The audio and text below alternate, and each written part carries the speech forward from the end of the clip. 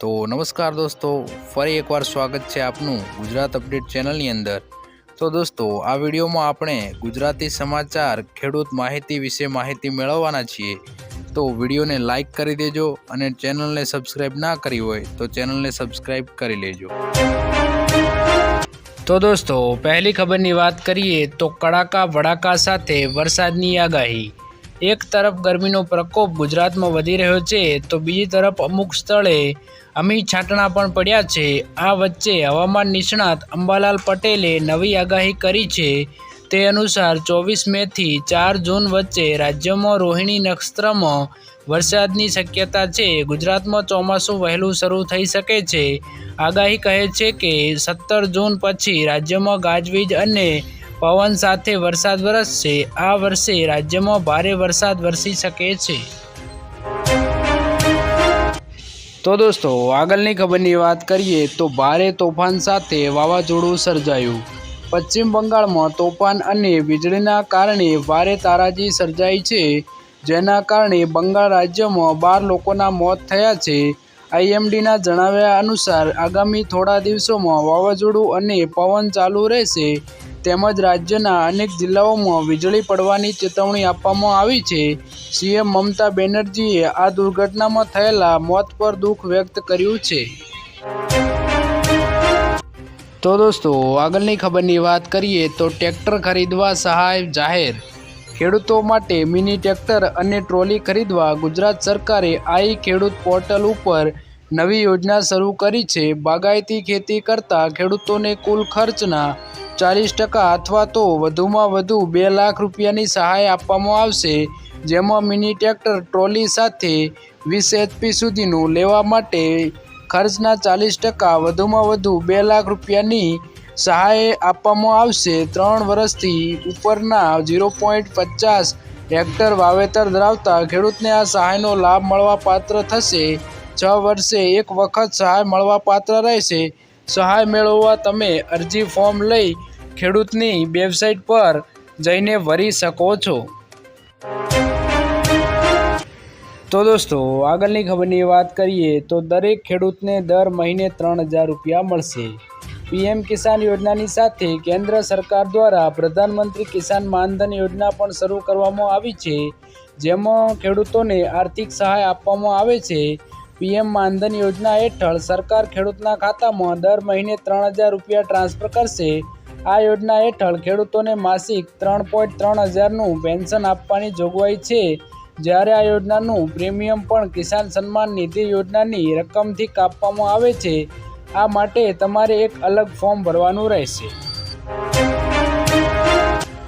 તો દોસ્તો, આગળની ખબરની વાત કરીએ તો રૂપાલાએ આજે ફરીવાર માફી માંગી। પુરુષોત્તમ રૂપાલાએ કહ્યું કે મતદાનની પ્રક્રિયા પૂરી થઈ ગઈ છે, ત્યારે હવે કોઈ મતવાળો વિષય નથી અને રાજકીય વિષય પણ નથી। આજે હું નમ્રતાપૂર્વક સમગ્ર ક્ષત્રિય સમાજની માફી માગું છું। હું ક્ષત્રિય સમાજની માતૃશક્તિને પણ માફ કરવાની વિનંતી કરું છું।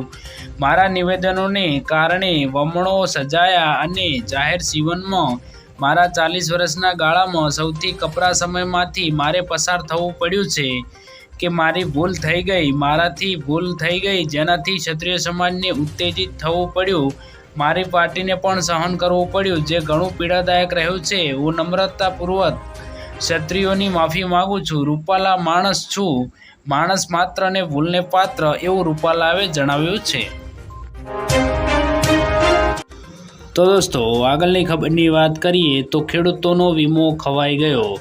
ગઈકાલે કિસાન કોંગ્રેસ દ્વારા આક્ષેપ કરાયો હતો કે છેલ્લા 4 વર્ષમાં 8 વીમા કંપનીઓ ખેડૂતોના હકમાં 35 થી 40 હજાર કરોડ રૂપિયા વીમા કંપનીઓ ચાવ કરી ગઈ છે અને છેલ્લા વિધાનસભામાં સત્તાવાર ખુલાસો થયો છે કે છેલ્લા 3 વર્ષથી ગુજરાતમાં વડાપ્રધાનની ખેડૂતો માટેની મહત્વની પ્રધાનમંત્રી ફસલ વીમા યોજના બંધ હાલતમાં છે।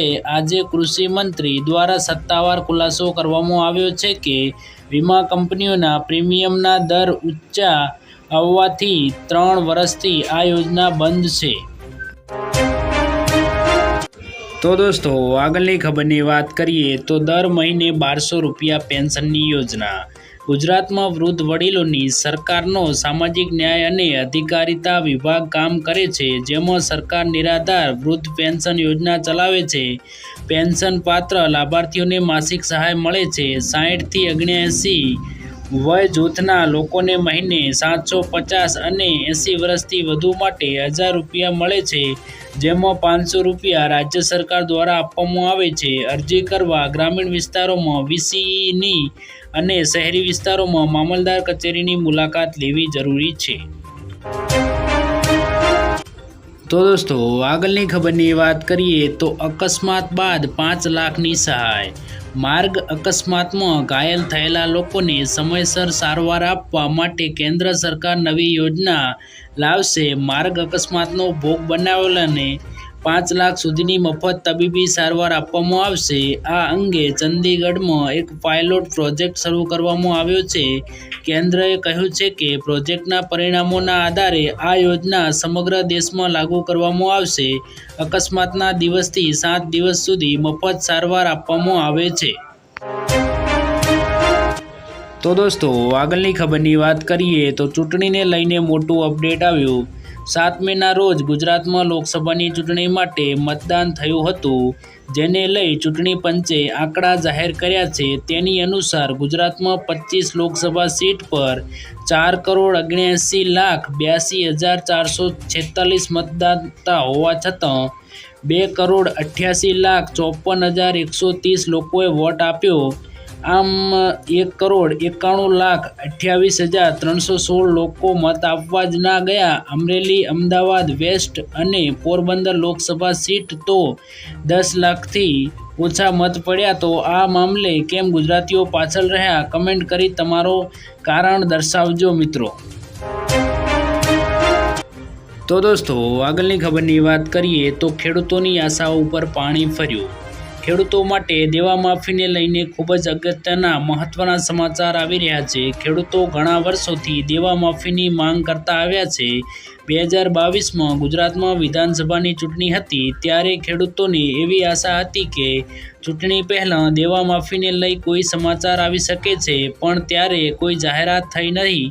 ત્યારબાદ ખેડૂતોની એવી આશા હતી કે 2024 લોકસભાની ચૂંટણી પહેલાં ખેડૂતોને ખુશખબર મળી શકે છે, પરંતુ ખેડૂતોના દેવા માફી અંગે કોઈ જાહેરાત કરવામાં આવી નથી. તેથી ખેડૂતોની આશા ઉપર પાણી ફર્યું છે.